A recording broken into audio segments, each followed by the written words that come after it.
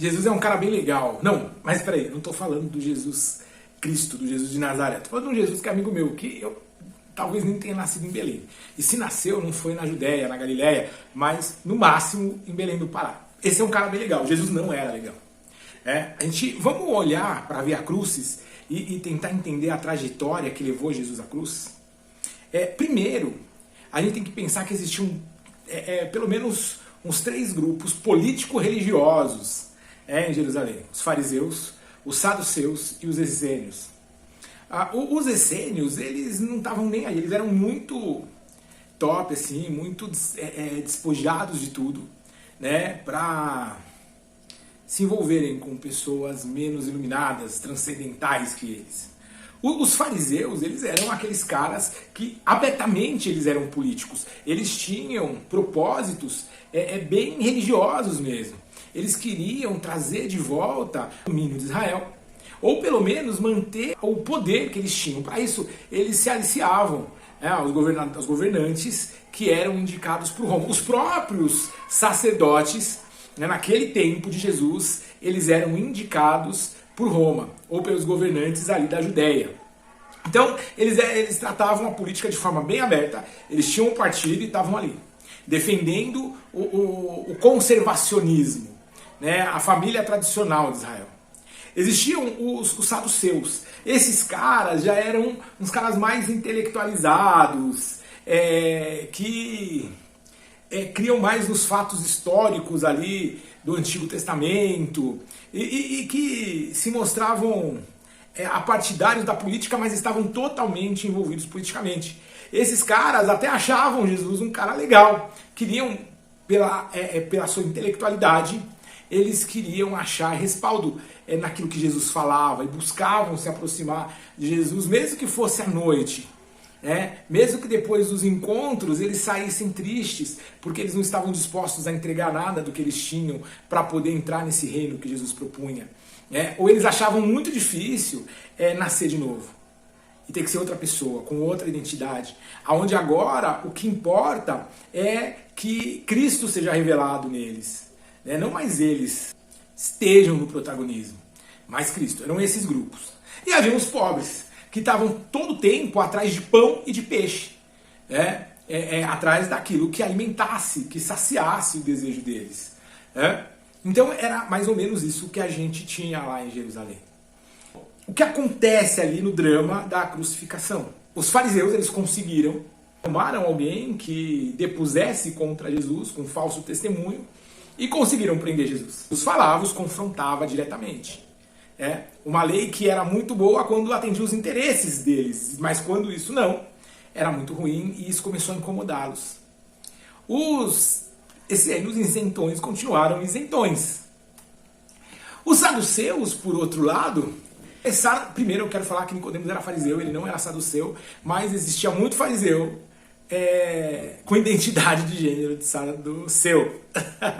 Se identificava como saduceu, não é?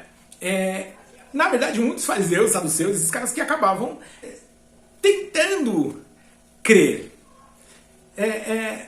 namorar com as ideias de Jesus. Só que o que acontece é que esse grupo também se isenta. Muitos até com poderes políticos também, porque quem tinha dinheiro tinha poder político. Era essa a situação. Mas se isentaram. O máximo que fizeram esses caras, foi pagar o enterro de Jesus, foi doar um lugar para enterrar Jesus, porque Jesus era um cara legal. Os saduceus, os essênios se calaram. O povo no começo ficou meio assim, haviam também os discípulos, que estavam seguindo Jesus, mas também naquele último momento ali do pensamento, eles não estavam muito entendendo o que estava acontecendo. Eles achavam que Jesus ia fazer uma reforma que ia mudar a sociedade de Jerusalém daquela época. Era isso. Quando Jesus foi preso, eles se desesperaram, ficaram com medo, muitos fugiram, outros deu um bug na mente deles.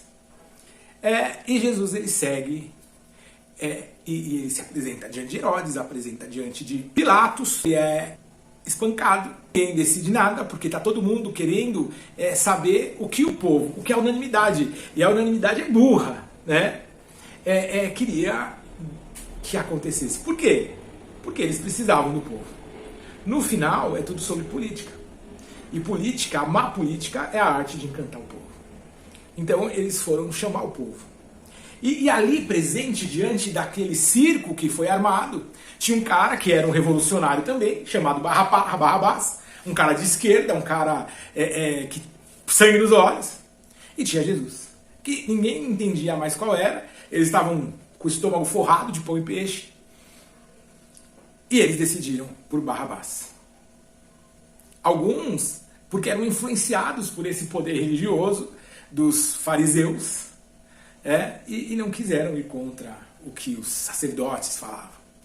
Outro grupo, porque achava que Barrabás era um cara mais sangue nos olhos que Jesus, ia fazer alguma coisa mais contundente, era mais punk, era mais revolucionário, era mais Che Guevara. E eles decidiram que quem seria crucificado era Jesus. Todos os grupos, todas as ideologias, e até aqueles que não tinham ideologia nenhuma, decidiram que quem iria morrer era Jesus. Não foram os da direita, os da esquerda, não foram os do centro, não foram os pobres, foram todos. Todos decidiram que Jesus morreria. Só que antes disso, a palavra de Deus nos fala lá em Daniel, do Cordeiro que havia sido morto desde a fundação dos séculos. Isaías profetizava sobre aquele que viria, que reinaria, mas que seria sacrificado. Os profetas falavam sobre aquele que seria sacrificado como cordeiro. Jesus, lá no Evangelho de João, ele fala que havia necessidade que ele fosse levantado. Que como a serpente foi levantada no deserto, ele precisava ser levantado. E ele fala também que ele não veio condenar o mundo, que ele veio salvar o mundo. Mas quando ele fala o mundo, ele não fala todo mundo. Mas ele veio salvar o mundo e resgatar aqueles que aceitassem uma aliança com ele. Ele veio ao mundo para que todo aquele que nele crê não pereça, mas tenha vida eterna. Ele não veio condenar o mundo. Por quê? Porque o mundo já estava condenado. O que ele veio foi resgatar aqueles que creem, porque quem nele crê será salvo, mas quem não crê já está condenado. E o que é crer em Cristo? É entregar realmente a vida para ele. É esse nascer de novo que ele fala para Nicodemos. Porque João, o Batista, ele inicia o ministério do Cordeiro chegando na cidade e declarando, olha só, arrependei-vos porque é chegado o reino dos céus. Mas que tipo de arrependimento é esse? A palavra do grego ali é metanoia, é uma transformação de mente. É algo que só é possível, se possível fosse, eu arrancar minha caixa, minha tampa craniana aqui, eu tirar o meu cérebro e eu colocar um novo cérebro. Eu sou uma outra pessoa agora, eu transformei a minha mente, porque eu entendo agora o que significa o processo da crucificação. Todos acharam que foram eles que crucificaram Jesus.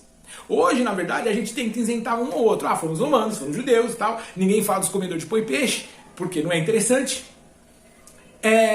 Mas todos lá acharam que eles que condenaram Jesus. Na verdade, foi Jesus que se entregou espontaneamente, porque ele era Deus, o Deus encarnado. O Deus que se fez carne e habitou entre nós. Para nos salvar. E nos salvar de quem? Nos salvar de nós mesmos. Nos salvar da nossa incapacidade de sermos livres. Porque nós somos, na verdade, escravos do nosso desejo. O que condenou Adão e Eva e nos condena como adões, como humanos, é que nós abrimos mão da nossa liberdade para sermos escravos dos nossos desejos. Porque a gente acha que está tudo bem.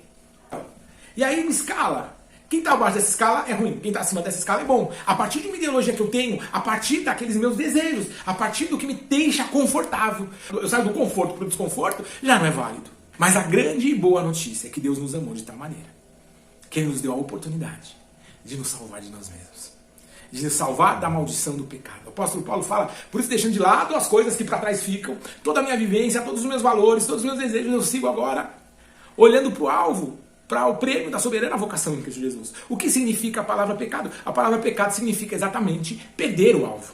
Perder o objetivo final de todas as coisas. Perder o prêmio da soberana vocação em Cristo Jesus. Perder a oportunidade de ser salvo de mim mesmo. Da maldição do pecado. Jesus te chama todos os dias. Ele está aberto todos os dias.